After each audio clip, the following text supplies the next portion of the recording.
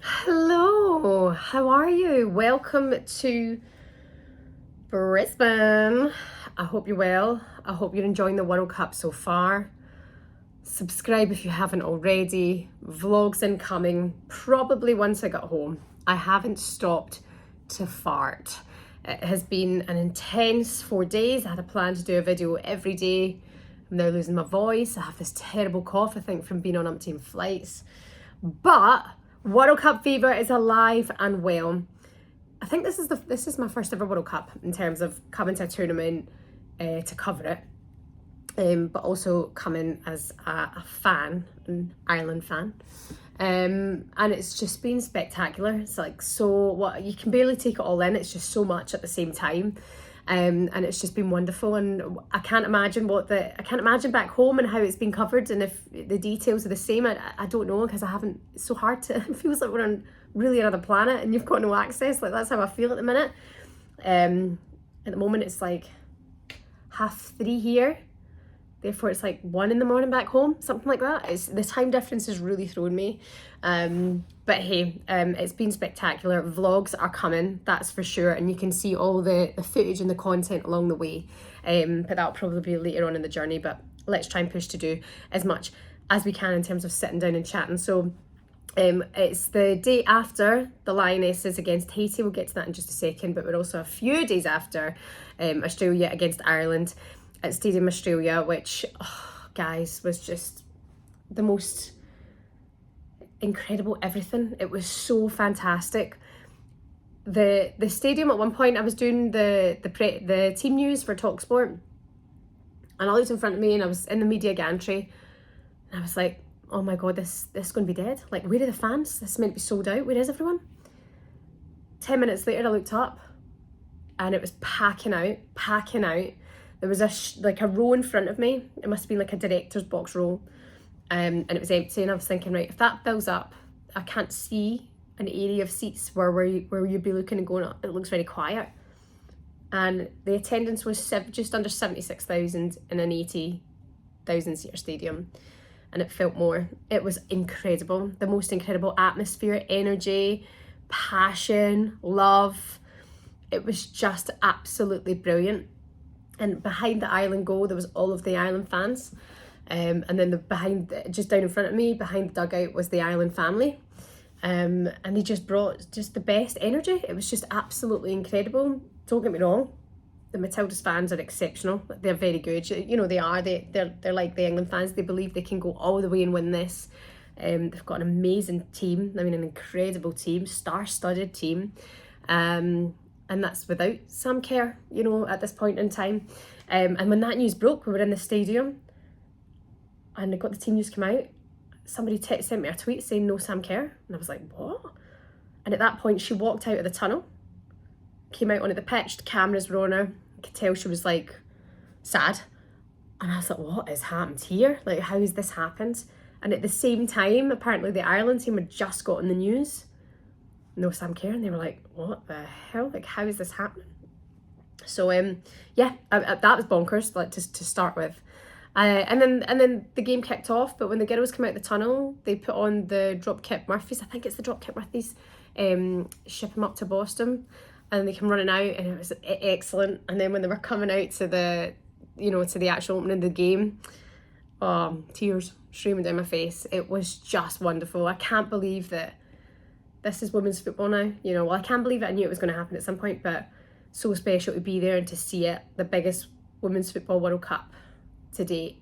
To get to be there, to get to see it, to get to be part of it, to get to work for it, to witness my sister coming out was just incredible. And that was such a worry. Like, it's such a worry. It was such a worry for Russia as well.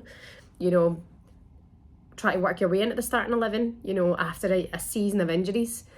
And I'm so proud of her, that she has worked her way in it being there. And I know it's a team and it's a collective, but not everybody's journey's been the same. And I can't believe that we got to see that. And I even at the same time, I still don't feel I've taken it all in. You know, you're watching the game, you're watching everything, you're taking in the atmosphere, you're trying to describe it on air. And at the same time, I'm like, that's Rush, she's there, and she's going for it. and it was amazing. I've spoken to her. She'll be in the vlog as well. Obviously, while she's in camp, everything's strictly in camp. And she's okay. She's okay. I will say that. She's doing okay. And that's all we'll say on that matter. So yeah, came back to Brisbane after Sydney.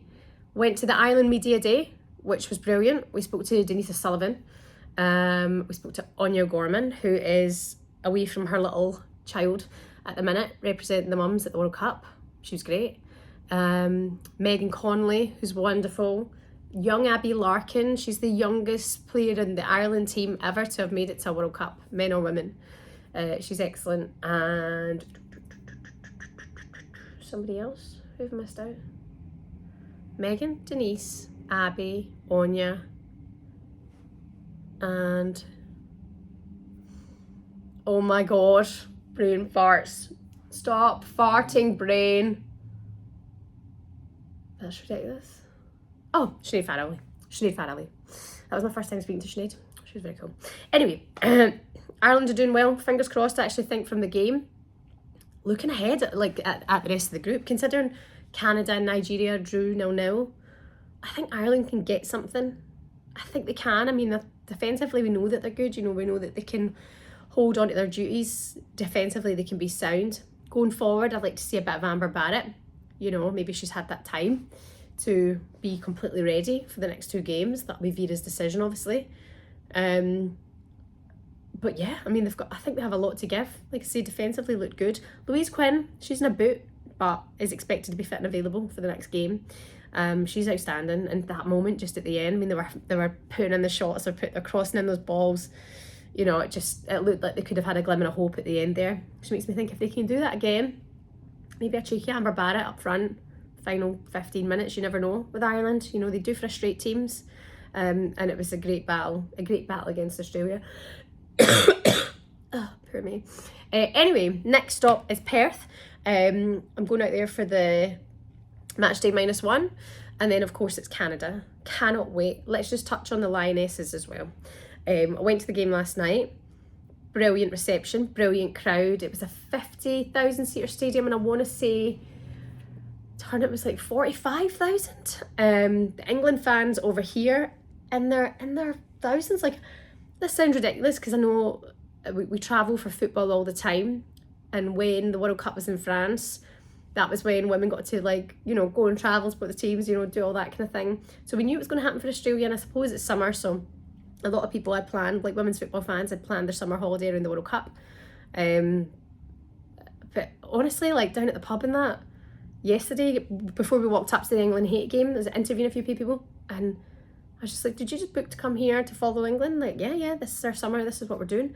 Must be such a lot of money, you know, and the fans are brilliant. They're absolutely brilliant, even walking up to the stadium, singing the songs, holding up their scarves, really getting it into it. And there's something special about Brisbane, I have to say. Like, Sydney's an incredible place, but the Stadium Australia is like out of Sydney, whereas the stadium in Brisbane was really central, so you could walk up from the pub as a group, 20-minute walk, and you were at the stadium. But how brilliant were Haiti?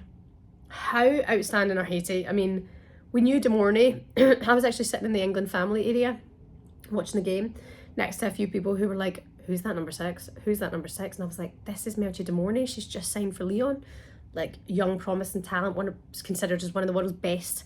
Oh my God, she was, to see her in the flesh after having heard all about her. Girls in the Ball, I've just met them earlier.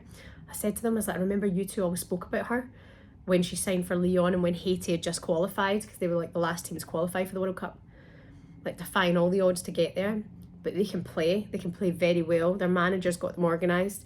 They're physical. They're so fast. They were exceptional. I thought they were brilliant, especially Dumornay, but everybody was just taken aback. The goalkeeper, outstanding.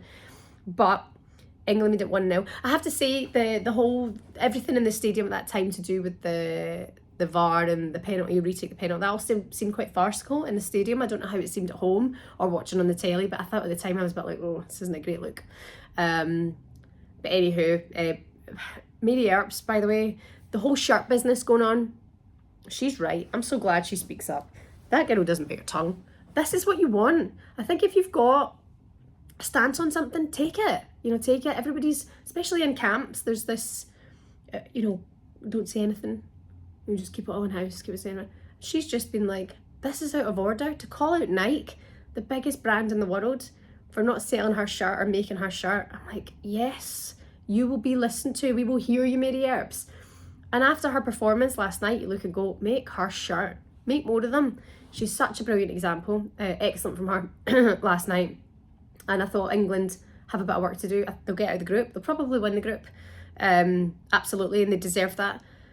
But it wasn't the performance of England before. I suppose they had a bit of a slow start to the Euros last year. Bit of a slow start.